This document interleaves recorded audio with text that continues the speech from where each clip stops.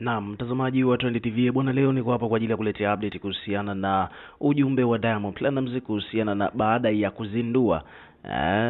kuzindua sabuni yake mpya kabisa ambayo inafahamika kwa jina la Wasafi Soap. Hizi ni sabuni zake za mche ambazo alizindua siku ile ambayo alitangaza kwamba atafuturisha watu. Basi moja kwa moja akaamua kutumia pia hiyo fursa kwa ajili ya kuzindua biashara yake hiyo mpya kabisa. Sasa kitu ambacho kimehappen bwana ni kwamba Diamond ameamua kutoa shukurani na amerudisha fadhila kwa wadau mbalimbali ambao wameonyesha kumsupport katika biashara yake hiyo mpya, ambapo Diamond kupitia ukurasa wake wa Instagram ameposti picha yake akiwa ameshika sabuni hizo za Wasafi Soap, kisha akaandika kwamba nawashukuru sana kwa mapokezi yenu makubwa ya sabuni ya Wasafi Soap. Kwa kweli upendo na support yenu imekuwa ni kubwa zaidi ya hata nilipokuwa nategemea. Maneno hayatoshi kueleza ni kiasi gani ambavyo ninavyowashukuru.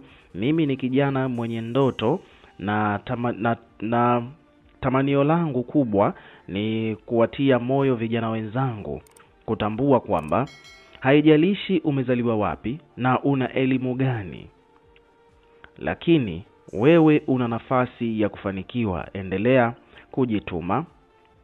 kujituma, kuwa mvumilivu, mbunifu, nidhamu, kuomba Mungu na kuwa mwaminifu. Basi Mwenyezi Mungu nawe ipo siku atakufungulia.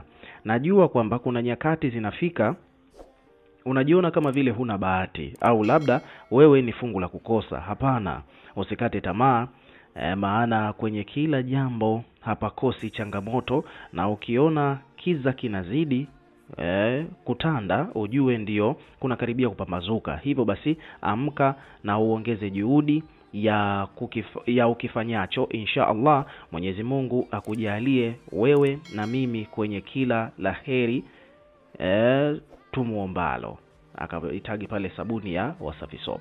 So huo ni ujumbe wa Diamond Platnumz kuhusiana na sabuni hizo baada ya kuona kwamba mashabiki na wadau mbalimbali wamemsupport kwa kiasi kikubwa sana katika swala zima la uzinduzi, na baada tu ya kuintroduce sabuni zake hizo za Wasafi Soap zimefanya vizuri sana sokoni, zimepokelewa vizuri.